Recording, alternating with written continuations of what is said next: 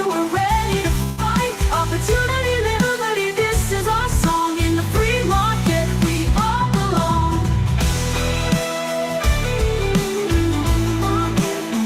We all belong. Let's set it free. We're lifting the light.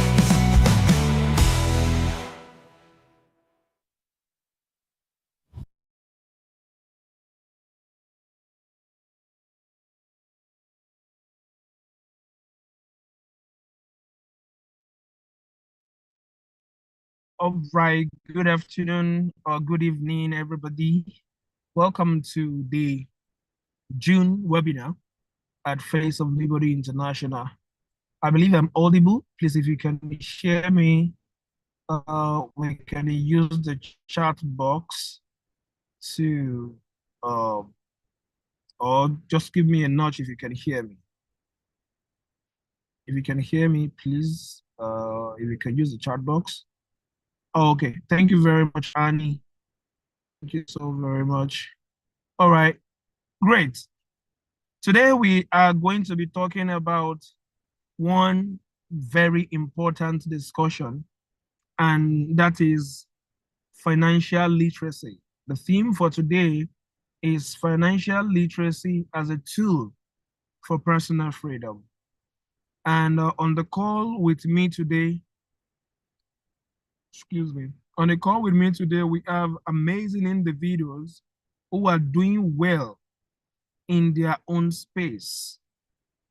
In no particular order, I have Mr. Kouam or Bani. I don't know if I pronounced your name very well. Sorry. Is a seasoned financial market specialist with a whole decade of experience. And he has held key roles, including investment officer, money market dealer, FCY trader, fixed income dealers at Providence Bank, where he honed his ability to transform market insight into strong returns. He has an MBA from HEC Paris and Masters in Advanced Management from Yale School of Management. He currently serves as the Executive Director of Lumia Hub, where he leads business development in its gas to power initiative. Maybe he will tell us something about that during the course of the program. And also as a founder at Black Haven, where he drives design-focused residential projects on Lagos mainland.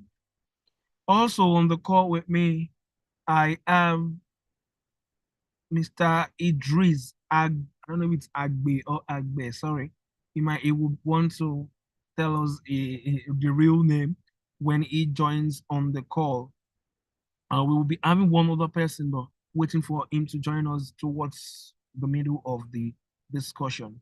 So today, the idea of the talking today is making sure that we understand what financial freedom is, and in this case, how financial literacy can lead us to personal freedom. Because across Africa and even in the global south of the world, millions of people remain trapped in cycle of poverty. It is the reality of all of us that either ourselves one time or the other, or our relatives, we have been in this point in our life, or we've seen someone in this point in their life where they just circle around poverty, dependency, and financial vulnerability.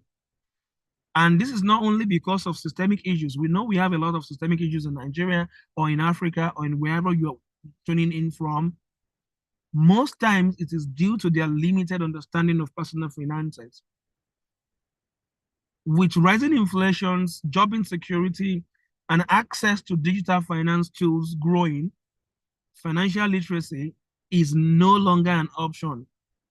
It is something that we all need to know, we all need to learn, and we all need to make sure that we understand. Because the ability to earn, budget, save, and invest, and also make informed financial decisions has been shown to empower people to break free from cycle of debt, live with dignity, and also it has allowed them to make choices that aligns with their values. Our continent, Africa, is rich in potential, But one thing is certain, it is plagued with financial illiteracy, and we must treat this financial education as the foundation for freedom. So without further ado, I will want to, Mr. Idris Agbe, I'm making you a co-host so that you can turn on your microphone. Yeah, and also Mr. Cousin Obani. Thank you for doing this with us today, two of you. And if the third person comes in, I'll bring him up. Please, Mr. Cousin, can you please introduce yourself properly, your name, and if possible, turn on your camera so that we can see your face. Thank you so very much. Guess what? I just posted this on a group that I belong to with Mr. Cousin. By the way, the group boasts to be the group for the top 1% of the guys running things in the country. And Mr. Cousin is one of our big guys there, as it were. And like, do we have anybody who wants to do this with me? And she's like, hey, I would love to do that. Thank you so very much. So, Mr. Cousin, let's hear your thoughts. Thank you so much for the opportunity. Good afternoon, good morning, wherever you're tuning in from, or good evening. My name is Kazim Omotoyosi Obani, and I do not know what more to add aside the introduction you have done, Mr. Leonard. Thank you for the honor, but to put it straight, I've been in finance for the better part of my life, and finance specifically investing.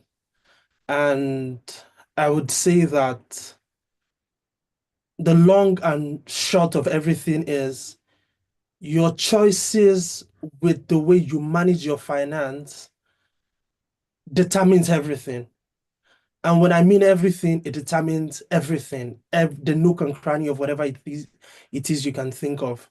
I do not want to go deep in now until I get a direction from Mr. Leonard, but I would say that finance is it. It is finance. The world is finance. Finance runs the world.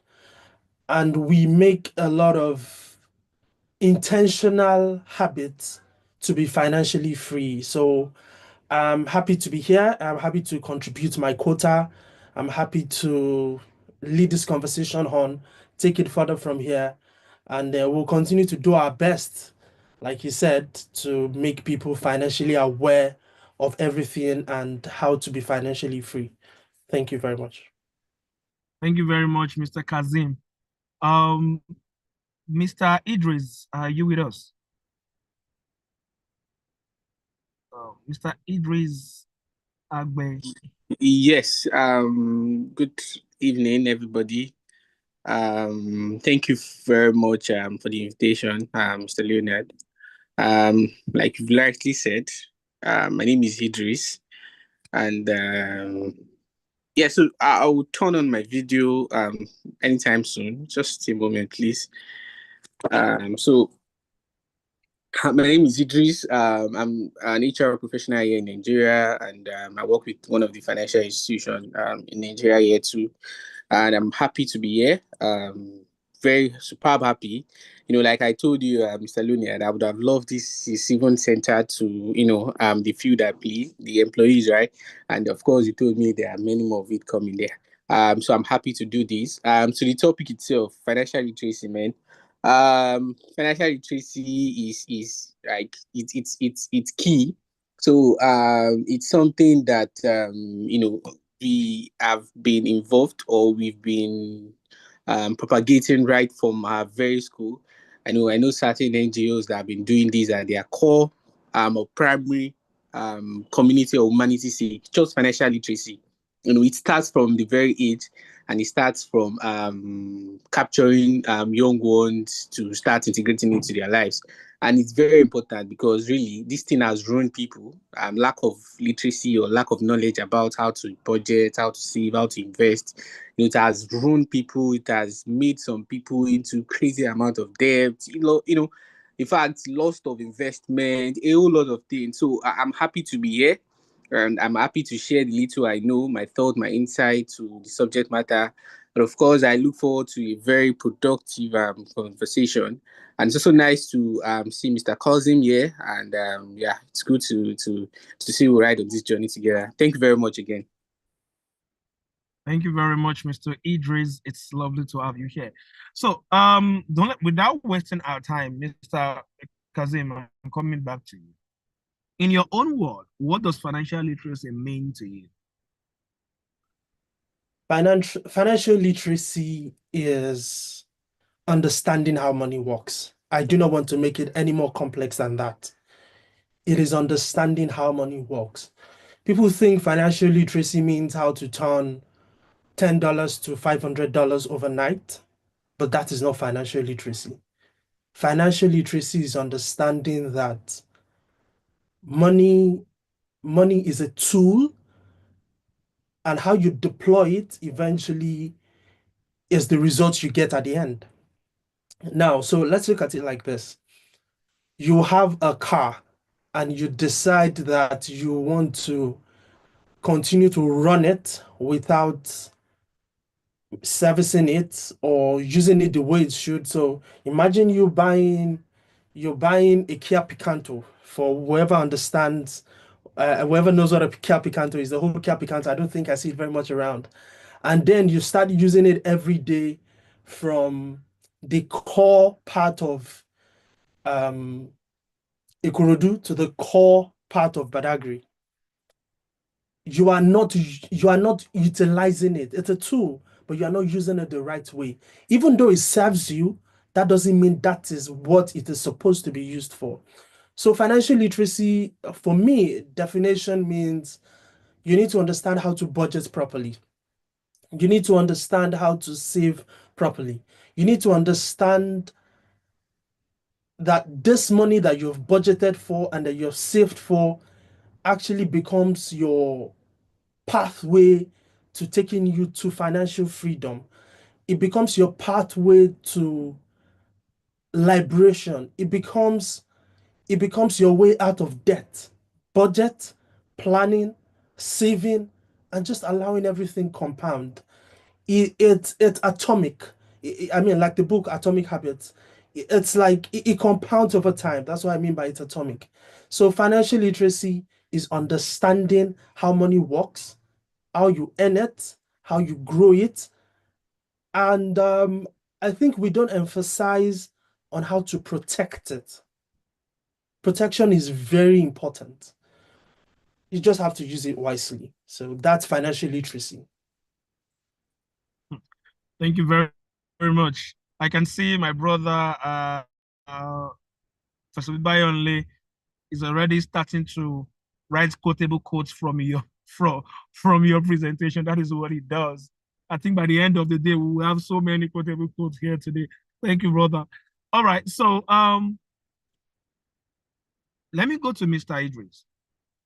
Mr. Idris, why do you think so many people lack basic financial knowledge in our system today? Okay, thank you very much. Nice insight, Mr. Kouam, to start with. So like a whole lot of people are still facing the no lost knowledge as to how financial literacy works. And I think I'll start with the very first one.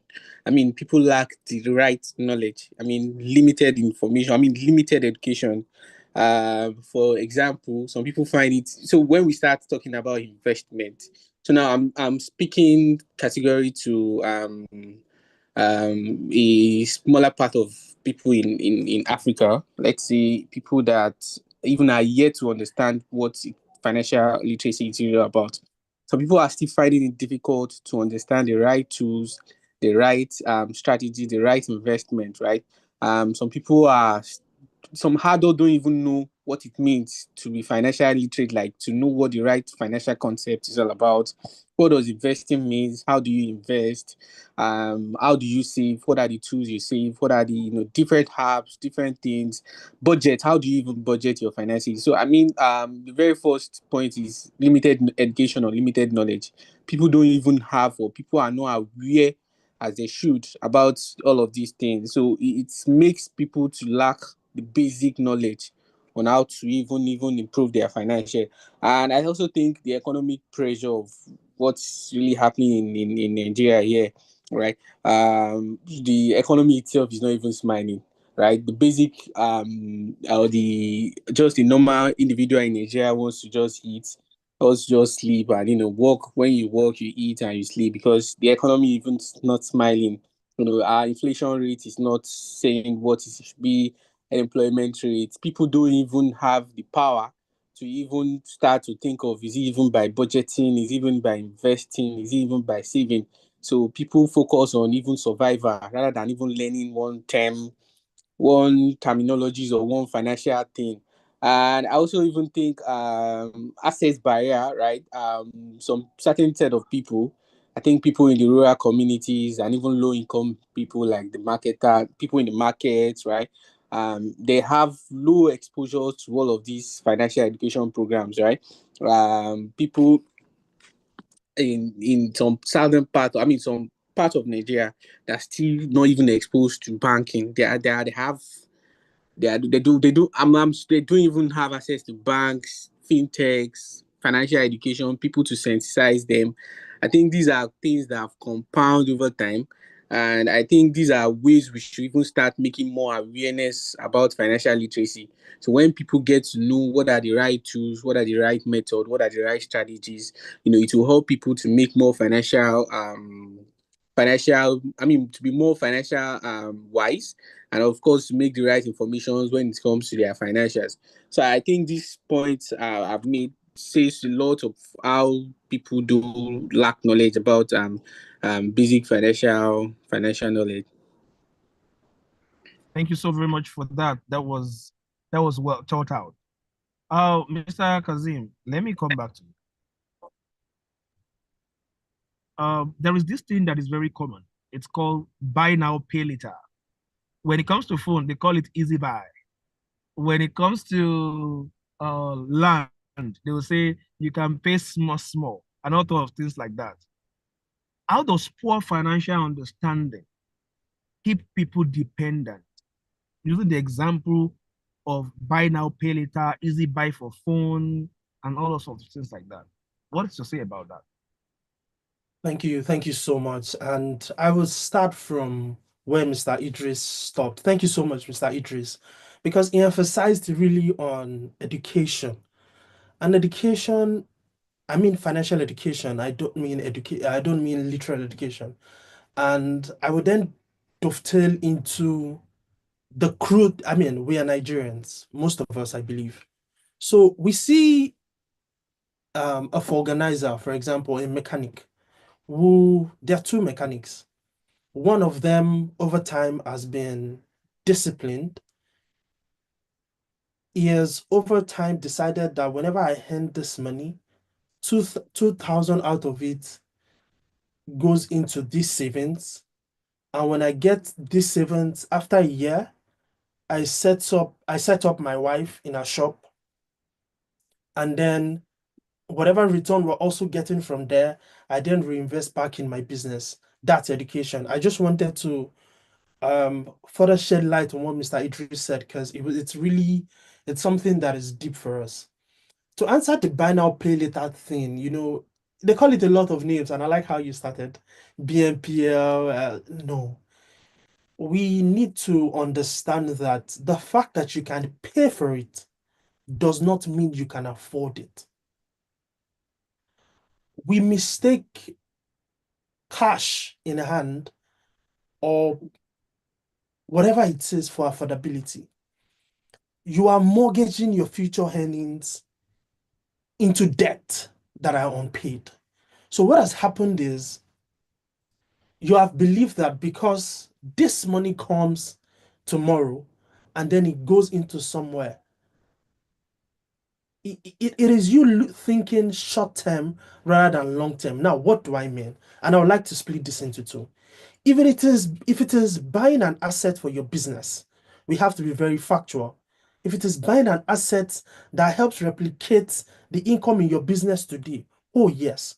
But if it is buying liabilities, I think we need to look at affordability very, very well. Now, um, the thing with affordability and buy now, pay later is you are restricted with your decisions. I'm saying this calmly because I want us to understand that when you fix your earnings that we call receivables into something that you are probably already earned the benefits and it's gone. It's probably a one-time earning. So think about people who take loans to travel. Think about people who take loans to buy their phones. Mhm. Think about people who can today afford a Honda 2005, but take an extra loan to be able to buy a Honda 2021. And eventually, the car keeps depreciating, but they tell themselves that, oh, that's what my mates drive. I have access to it anyways. You are forgetting that you are not just most of the time even paying the principal. There's an interest portion to it.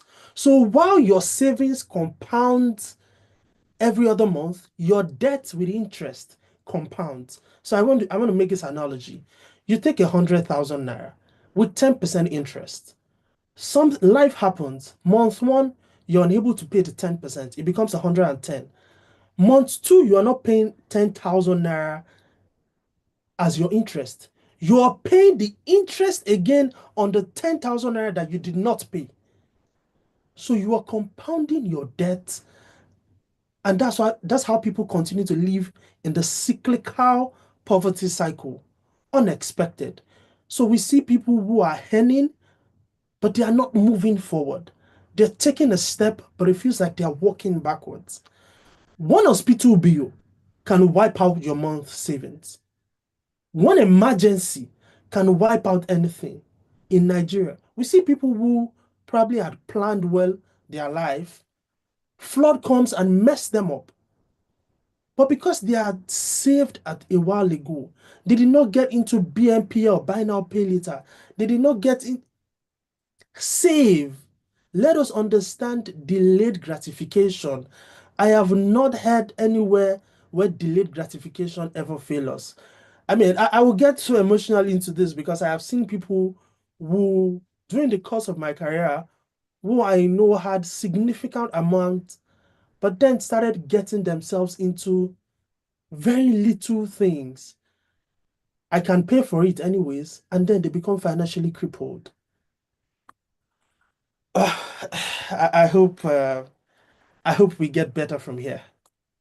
I love that. I love the word you use. They think they can afford it, they try it, and they become financially crippled. Send it all out. You are earning 30,000 naira, 40,000 naira, and you went ahead and get loan to buy Samsung S24 Ultra. How? How long are you will pay with everything you own to get it done. But anyways, I like Thank the you. fact that you made Before they finish paying for S24 Ultra, S25, 6, and 7 Ultra is out. is out. Yep. And they will now start to pay for the next one.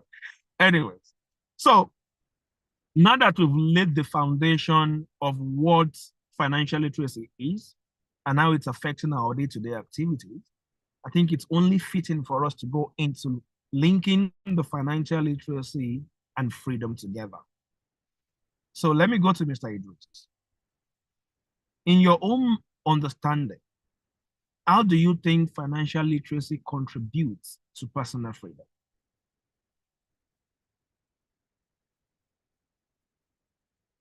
Can you unmute? Okay, you can Yes, now. I'll confirm you can hear me now. Loud and clear. Okay, yeah, all right. Very insightful one, Mr. Kozim. I like how you dive into the OP later thing, it's something, people should really know about. How does financial literacy contribute to personal freedom? I think that's really what the subject matter for today is really all about. Yeah, we've quite know much of what financial literacy is. It varies in a lot of things, right? It's number one thing I would really like to first, say is number one, it brings about mental peace, really. And mental peace in sense, when you understand what it is, when you understand the right tools, you know how to keep invest your money, you know how to save your budget, your daily, you could track all your daily expenses, your monthly expenses. It comes with peace, really. And I will share my personal journey or my personal story with you. Currently, like I said, I work in a financial institution. And of course, there's always payday, there's always pay this, there's always pay that. Sure. And there's always this I don't know, every one of us must know this now. The saving rule, 20, some will say 20, 20, 20, some will say 50. It varies because I've seen a lot, yeah. And when it comes with how much do I have to save per month, how much do I have to save from this, how much do I have to invest in this, and how do I budget my expenses, right? And when all of that has been sorted within the whole pay week, it's after that pay week, trust me, there's this mental peace, there's this reduction in financial anxiety, maybe about any emergency that's going to come, any bill that's going to come. I just know that every part of it has been budgeted.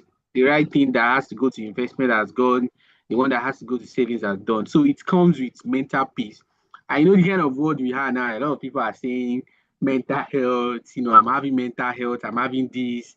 Trust me, if you are having mental health on this call, you need to start with your personal finance. So if you think you have mental health issues, start with your personal finance. So you need to put the right tools, right things in place. When all of these have been done, trust me, your mental health will go. So really, for me, when you understand the basic content of financial literacy, it brings about mental peace. And trust me, it's that's the way personal freedom or the financial freedom we all have been clamoring on.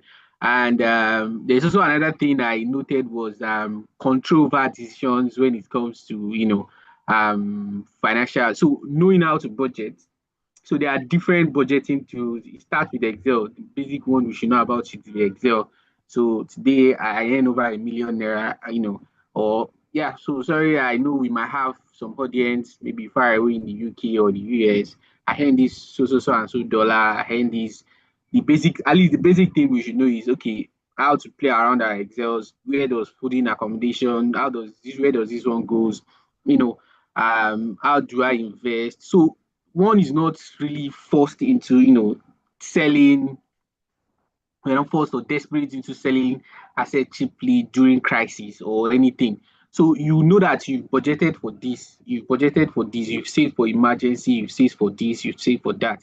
So trust me, when all of these are put in place, you don't have to rush all over anywhere. So it's a freedom, it's a free mind, it's a stress life free. It's a life that you don't have to run, but you know how to run, you don't have to run here and there. You don't need to, because trust me, I think one of the points is just the reduction in anxiety for me, really, when it comes to billings, emergencies, all of those things.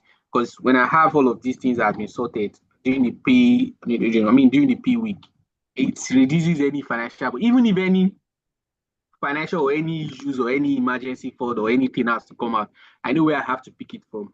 So I don't have to be thinking, oh God, when will I do this? The debt I'm owing, it doesn't just really do that for me. So I think, all of these 2 points I've said really just speaks to how people can, liberate themselves from financial indiscipline. And of course, also contribute to their personal freedom. Yeah. Thank you very much, Mr. Idris. I'm in the chat. Grace says she prefers 20, 30, 50 rule. Some might prefer 20, 40, 40.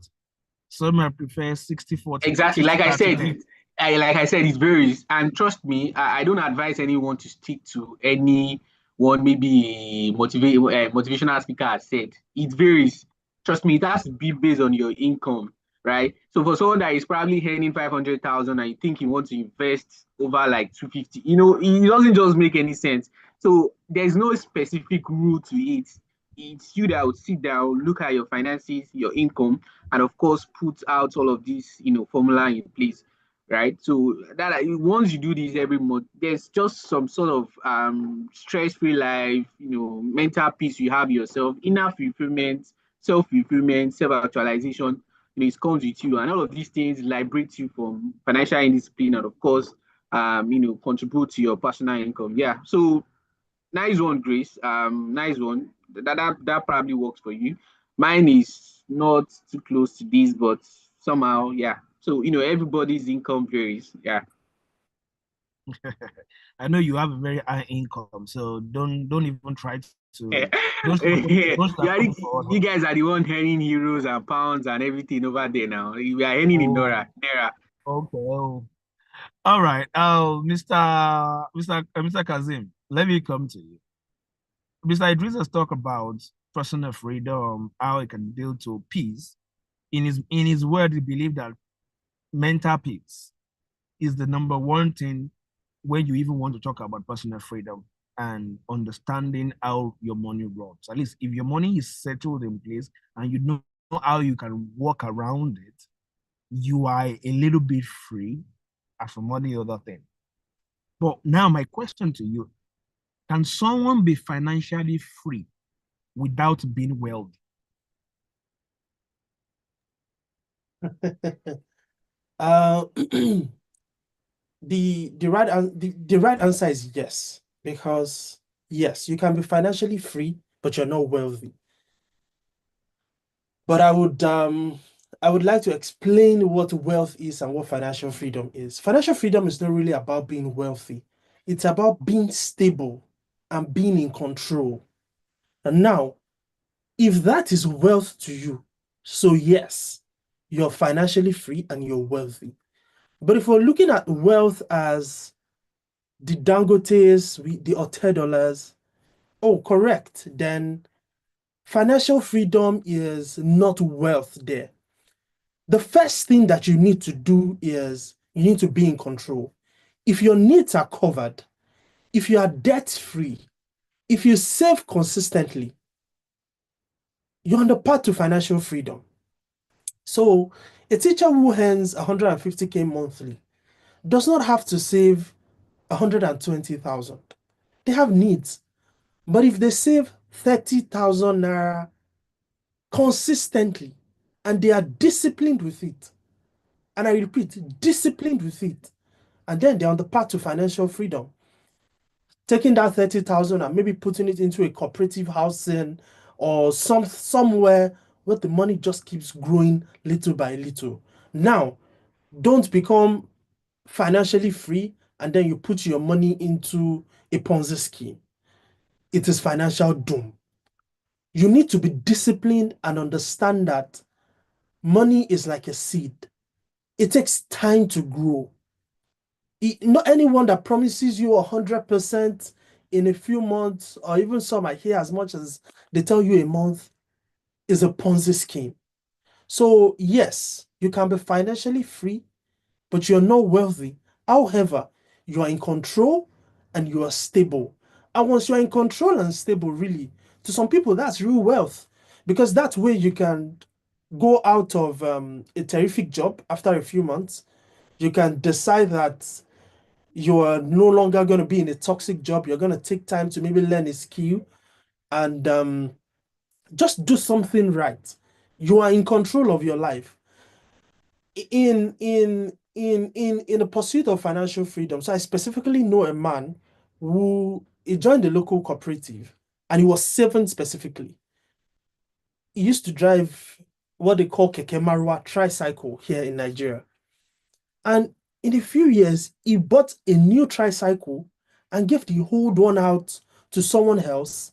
And that was because he was consistent with his saving. And when the time was right, he got his money out with a little bit of interest. I think at the time, if I remember, says it was maybe 20% per annum, not per month, please. And then he got whatever he got. He bought another keke. He gave that one to someone else. That initial saving that he started, that he was consistent with, eventually is a path to freedom. Eventually, you would, like Mr. Idris rightly said, your mental health you would be great. You would have a great mental health. You would be calm. You would take good decisions. You would be in control of your life. You may not be wealthy, but you will be in control and you would be free. Thank you.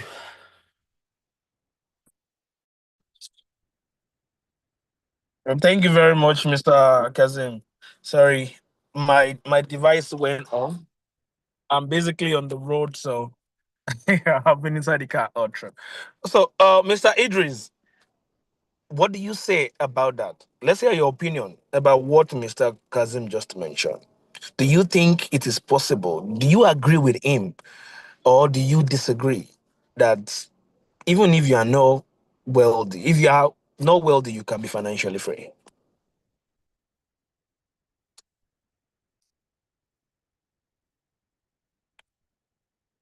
I Can think you hear me, Mr. Idris? yes, he's talking, he's on mute. Oh, Yeah. okay. Give me a moment. I'm Yeah, you sorry. should be Yeah, able to. yeah, yeah. I'm sorry. Yeah, yeah.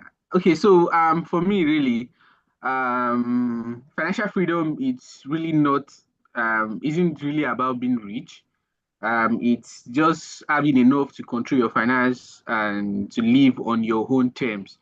Um, for example, spending everything you have leaves you vulnerable for tomorrow. Hello, can you hear me?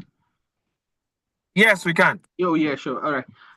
For example, short-term thinking. If you have a low thinking where you feel spending almost everything you have today, it would definitely leave you vulnerable for tomorrow. If you don't save, you don't invest, you don't, budget whatever you think you earn, and you just your own mindset. One's mindset is really about spending everything. Trust me, it's going to leave you very vulnerable.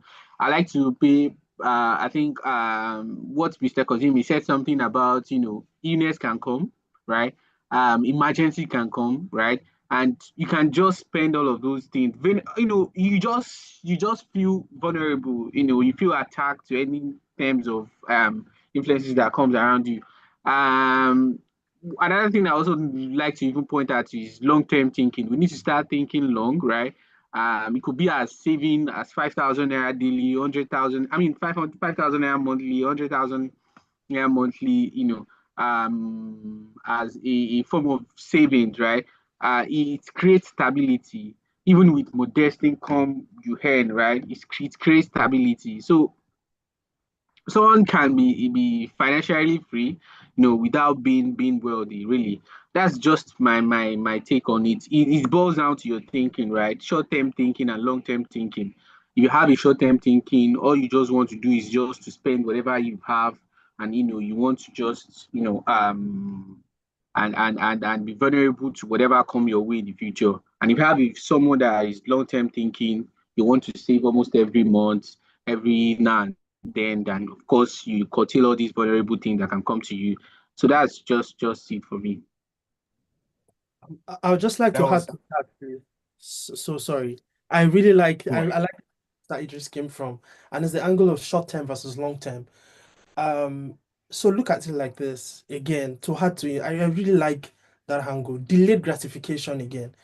You have 1.82 million right now. You want to buy the iPhone 16 Pro. Amazing. You currently use an iPhone 12.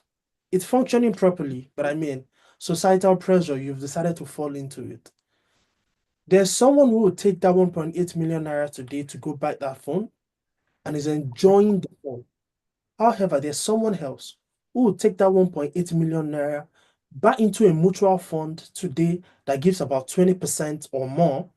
You get a 20% on that 1.8 million naira. It is probably not a lot. 360, if you're lucky, you get a better investment. You get 400,000 naira returns at the end of the year. By next year, you take that 400,000, which is your return on investment. Your return on investment. You then sell your previous iPhone 12, add that 400,000 naira to it. You have a newer phone. Maybe it is not the iPhone 16. Maybe it is an iPhone 14. but you're financially free and you're saving yourself. That is short-term versus long-term thinking. That 1.8 million naira yesterday, today is no longer 1.8 million. You had multiplied it and it is still working for you. If you then have any ailment, you are no longer going to have, because if you have an ailment and you even want to sell that iPhone 16 for 1.8 million, you're not going to sell it like that. You're probably going to sell it for 1 million naira when you're under duress.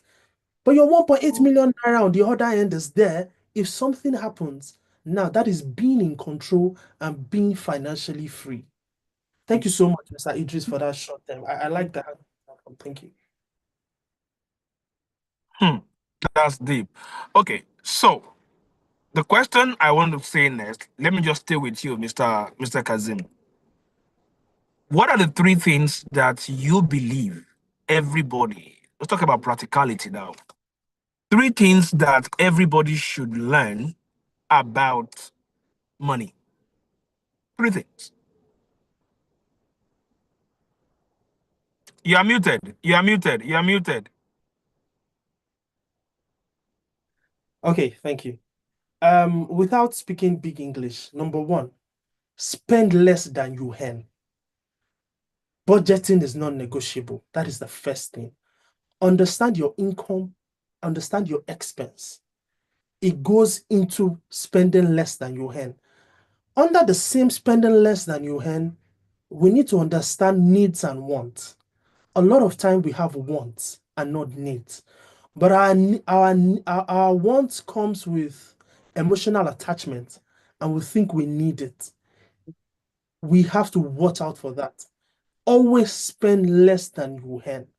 Always, whatever you do. Number two, don't spend and save what remains. Save first, then spend whatever is left.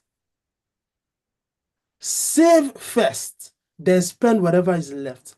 Because a lot of times expenses just keep surfacing.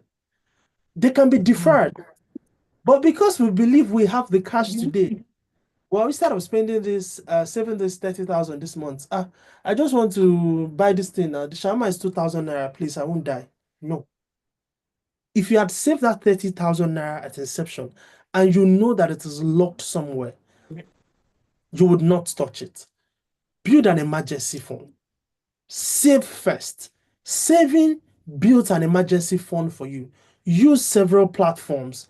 Use there are some of these mobile apps, Cowrywise, Piggyvest. There are a lot of them that are available in Nigeria.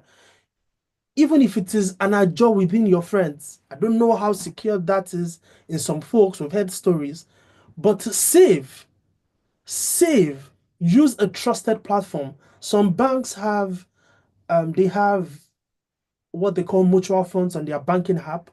I mean, if it's a financial institution, you are sure that your money is safe.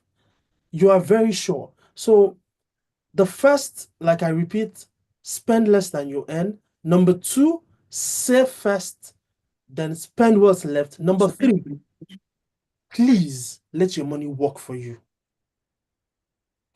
Understand the power of compounding interest. It is said that the biggest trick in the world, the most unexplainable thing in the world is the power of compounding. Don't go with get rich quick schemes. Focus on steady, smart growth.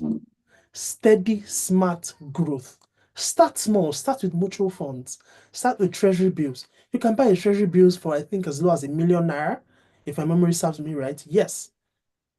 But allow your money compound and work for you. That is how money works for you. Please spend less than you earn. Budget. Use budgeting apps. There are some online that you can find. Listen to some financial podcasts you'd find online. Read books. There is this book that I read in 2014, and I would say that was my first exposure to money. It's called The Richest Man in Babylon. If anyone hasn't read it, please lay your hand on it. You can see Mr. Leonard shaking his head. This is a book that um it just, it tells you a lot about money. It tells you a portion of what you earn is yours to keep. It just tells you a lot about money. Read books about money. There are apps to manage finance. There are a lot of them. None is coming to my head now. I'm sorry, the Wealth Simple that's coming to my head is for Canada. So I'm trying to look for that for Canada, for Nigeria. But we have the piggy vest, the cowrie rice that will help you save. So spend less than you earn, save first, and then spend what is left and let the money work for you. Don't that money is not complex. Just allow it to work for you and let life take its toll. Thank you. That's deep. Those three things are very, very important. From the third, let your money work for you. Save first, spend what save first, spend what is less. And the third one, Compound, Spend less. compound interest. that is deep. That is deep. All right. And you've already mentioned that we should get books, we should look to board podcasts, you even give The Richest Man in Babylon. That was a beautiful book, as it were. It was a beautiful book. Okay, let me come to you, Mr. Idris. You're already on my screen, anyways.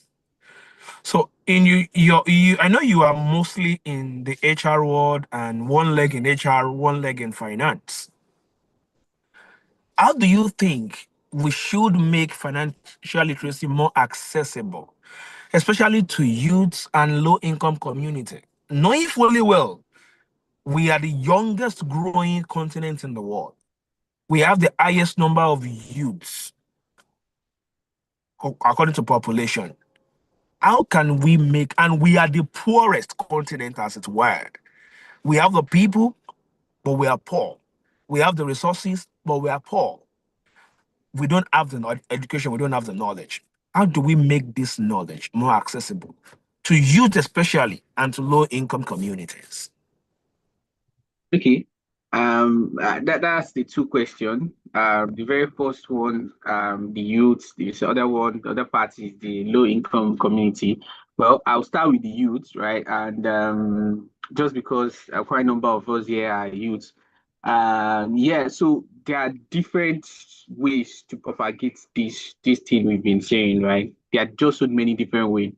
You agree with me, quite a number of us are all digital savvy. How we get our info, unlike our parents, unlike older generation that will get all of this information through newspaper, probably through conferences, they go there and there. But right now we are all digitalized.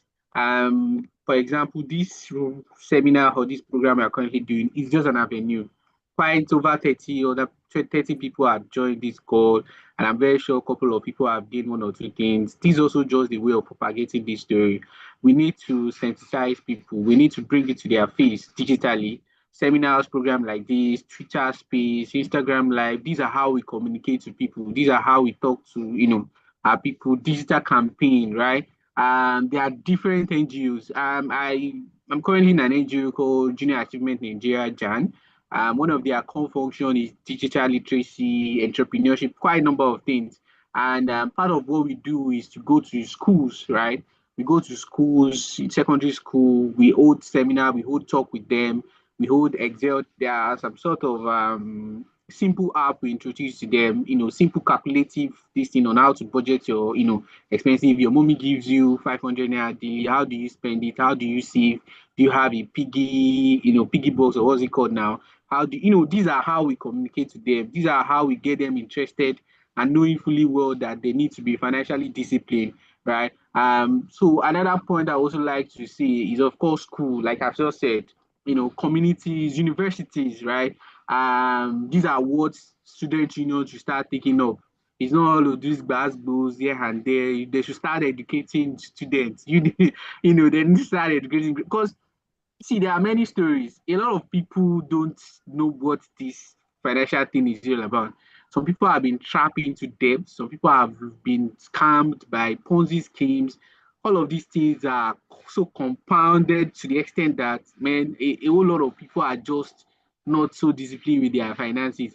And I would particularly say it to university, and I'll classify them as being youth, right? quite a number of them don't know how to use their daily or their monthly allowance. Some within a week or within 2 weeks, they are done spending. And these are how all of these tools comes to Piggyvest, Carry White. Aside them, even aside we investing and aside we saving our money there, right? Piggyvest also even do a lot of financial literacy to them. When Piggyvest started, it started in university. I must tell you, we are a big part of the ambassadors, right? They were in school. They started with university because they know these are where all of these all of these campaigns will start from, right? So schools, digital campaign, communities, right? NGOs, these are ways all of this information can be disseminated and propagated. Another part of the question is rural community, or I think is it women or community groups, or I didn't get that last part. Yeah, I think Low income, low low income, income okay, communities.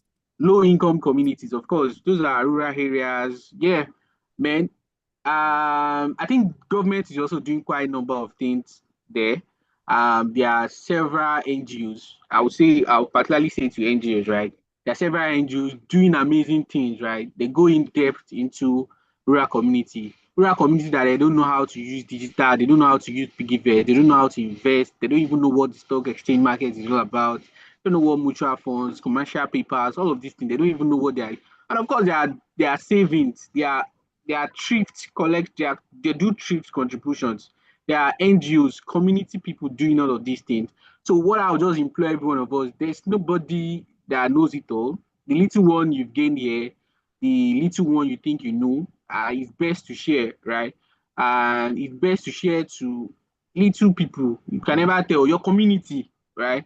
Even hosting, it's just really about mindset. It's just about being intentional, right? It could be as bringing together core members. Okay, let's do something. These are even what I feel they should start doing in their what do they call it now, CSR Yes. or CDHs. Exactly, these are what I feel they do, right? And it's not a waste, right? It's not a waste. It's something people, in fact, there are some of things Mr. Cousin, even I have shared here that probably have changed people's mind. This is how it starts, right? So Yeah. that's what we all just need to do, right? Either the digital way or either the physical way, either contributing, supporting people, and giving insight to how what this thing works. Because trust me, financial indiscipline is a mess. It can spoil you well, and it can grow you, right? And like I said earlier before we started this conversation, it brings mental peace. So when you have the right, I'm serious, it brings mental peace to disease anxiety. When you know you have the right track to managing your finances, trust me, there's just peace that comes to you that, oh, I'm doing well, I can do better, right? So that's just really it for me. We need to be more aggressive, right? We need to be more aggressive about propagating these news. Yeah. Thank you so very much to our panelists. Thank you to our listeners. It's been really an amazing time, but we have questions. I think we have about 3 to 4 questions, and I will go to the first one. I think this one is directed to Mr. Kazim, because he was the one that mentioned this when the question came up. This is from Sophia Anuya. She says, if you have the ability to pay for something right away, an option to pay in installment, which one is better? And what is your take on installment buying in terms of financial freedom? Mr. Kazim, I think that question was for you. Thank you very much. My first answer to this is opportunity cost. Now, what is the opportunity cost of buying today as against saving and then or buying? I mean, just as you said it. But here's the thing, Sophia, and everyone, please. If you're to pay for something today, for example, 100,000 naira, I want to come as low, and it would cost you 20% if you spread it over 6 months. However, you have the money today, but the maximum you would earn on that money is maybe 15%, just giving an example. You have made a wrong financial decision because you are now getting a negative 5% on that money. But if you can defer payment at zero cost or at a lesser cost to you than what that money would do for you in future. Because I want us to be very practical here. We are Nigerians and we know that these cases are peculiar. You want to buy a fridge. The fridge is 350,000. For example, you have it and you know that you need this fridge. Your food has been getting spoiled, etc., etc. But that 350,000 naira, if you buy it today, you probably would have 15,000. So sentimentally, you just want to give them 50,000 today, and then they tell you you pay another 50,000 for the next 1 year. That means you're paying 50,000 every month. That means you're paying 600,000. You know, those things come in some corny ways that if you're not careful, it is being penny wise, pound foolish. We need to take sentiment away from money. So the cases are peculiar and there is no one way answer to it, but you need to look at the opportunity cost. Installmental payments sometimes are not terrible if there is an advantage to it.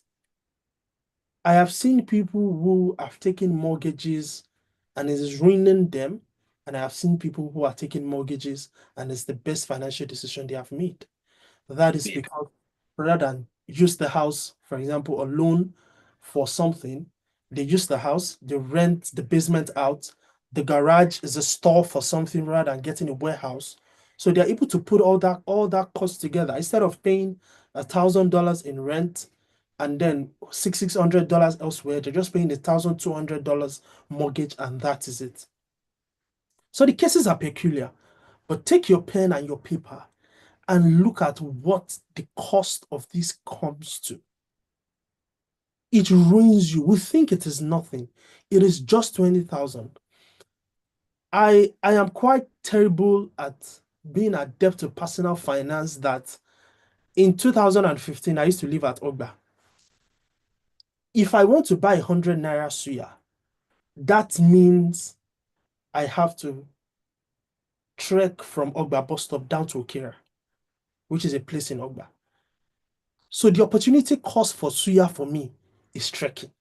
It is not that I would just I would just buy suya, it's 100 naira now. No, I am actually mortgaging my future earning on that 100 naira. For me, it is bad. Maybe because it was my space, but I was terrible at it. I get my salary, I save my salary then was 80,000 naira. It was terrible. It was, I mean, it was what it is, but at the time, I take my salary. The first thing I did then was I saved 30,000. Now, if heaven falls, nothing touches that 30,000 naira. So we just have to take our biro and our paper and look at the opportunity cost. Buy now, pay later is not bad, but it can be a very terrible decision. You can pay 3x the exact amount you are supposed to pay today. There's a reason these organizations exist. There's a reason they have a lot of staff. There's a reason they pay salaries. It's because they know people fall into this trap. And it's a trap. It's a trap, I repeat. Sometimes we need debt to get by life, to make business decisions. But let's be sure it's not a sentimental one that we live with for the rest of our life, and we don't fall into the mental crisis that Mr. Idris mentioned. Thank you very much. Thank you very much, Mr. Kazim. There's another question from Nelson Marco. It's for Mr. Idris, but I think Mr. Idris has touched a bit. But if you can just do it in less than a minute or thereabout, it would be nice. It says, now that you're saying that one can actually be financially stable without being wealthy, what challenges would one consider to achieve financial freedom? That was directed to Mr. Idris. I'm trying to check the question.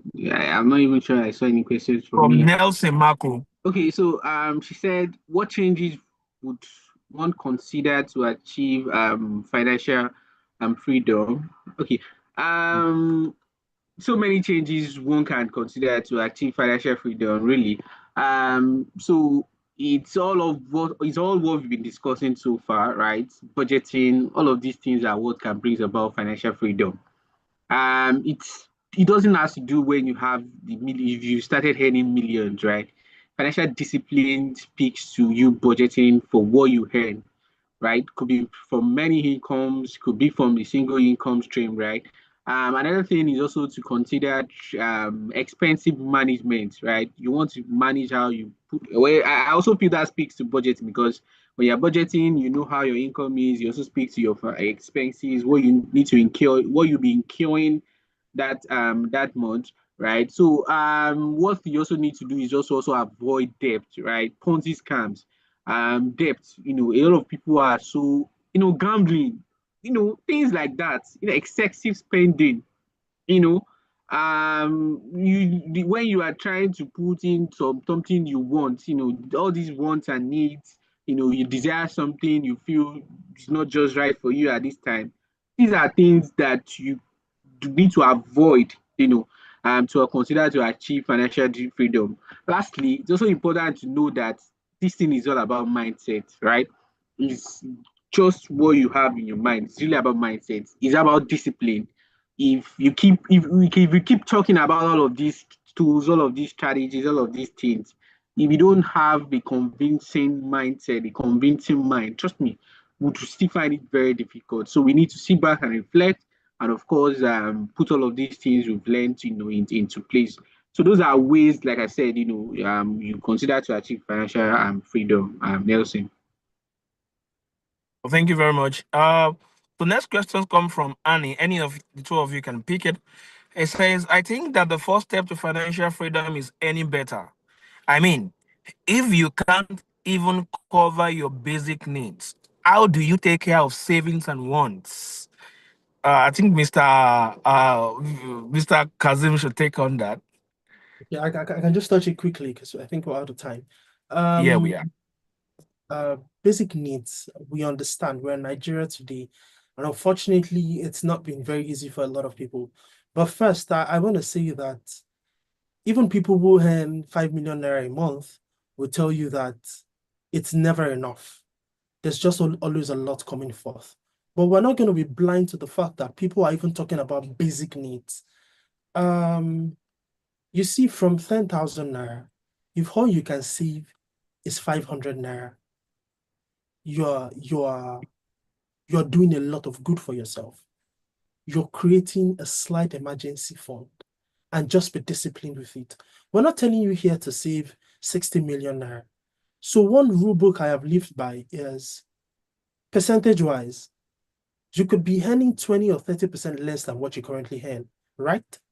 And you would leave. So why not just use that? Why not just create a mental barrier to the excess in your account? Shut your mind off to it.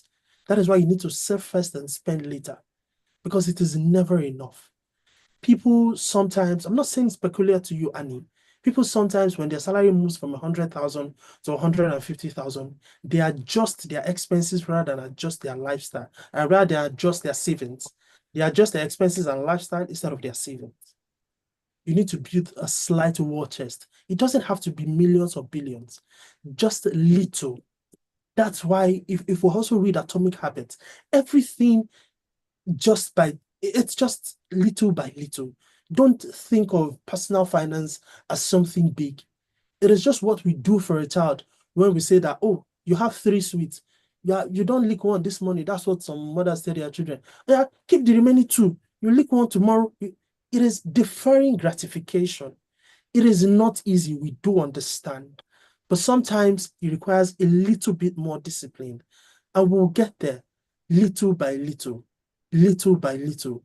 But there's no day to start.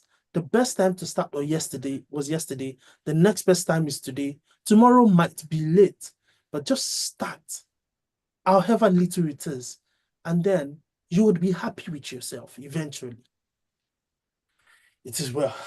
Thank you. I can see that Annie is so satisfied because I can see the chat. Thank you, Mr. Obani. Thank you so very much, our two great speaker for tonight, Mr. Kazim Obani a financial specialist, and we have our other panelist for today, Mr. Idris Agbe, who is, or Agbe, he did not even, I think he call it Okay, so it's Agbe. Agbe. Is So Agbe, okay. yeah, thanks. It's Agbe. Mr. Idris Agbe, who is also an HR specialist and a fintech expert. We've seen what financial literacy could be like. We've seen what it can look like. We've seen how we can get there. We've understood how what financial literacy is and how it can help us get out of abject poverty that is currently fighting Africa. We've seen how we can learn to save first before we start spending, and not spending before we save. I think that stood out for me. Thank you to the audience who have dropped in their questions for today. We really appreciate it. Next month, the last Saturday of next month, will be the next time that we are going to be on the webinar for the month of July. And we are going to be focusing on workplace autonomy. And Mr. Idris has graciously accepted to come back next month because that is his field. And we also bring in like 2 more other people to join Mr. Idris from that space by next month end. Also, like what we're saying, how to get this to more people out there. Face of Liberty, if you're looking at my background right now, Face of Liberty got a matching grant offer from Atlas Network to raise $5,000, and it will be doubled basically. So we are looking, and we keep talking to people. We have until June 30th, which is just 2 days from now, to get that done. We've raised a substantial amount of money. We've been able to raise 4,600. As of today, we are left with $400. If anyone want to share with us, we will be sending you a message after this webinar for those that join with a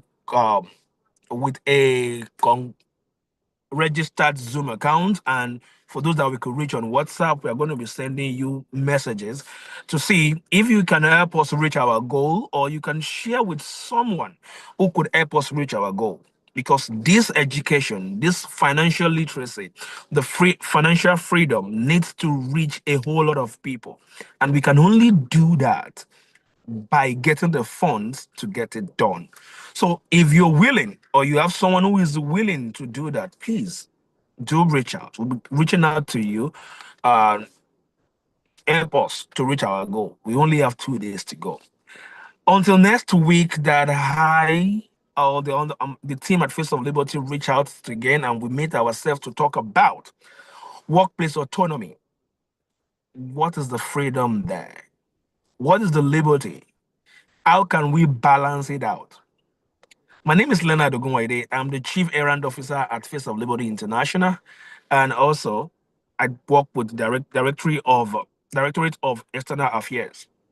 And I also have my other team on call. Our partnership director and HR, as it were, is on the call with me, and some other. And also we have our fellows, current cohort of the fellowship that this matching grant was actually given to.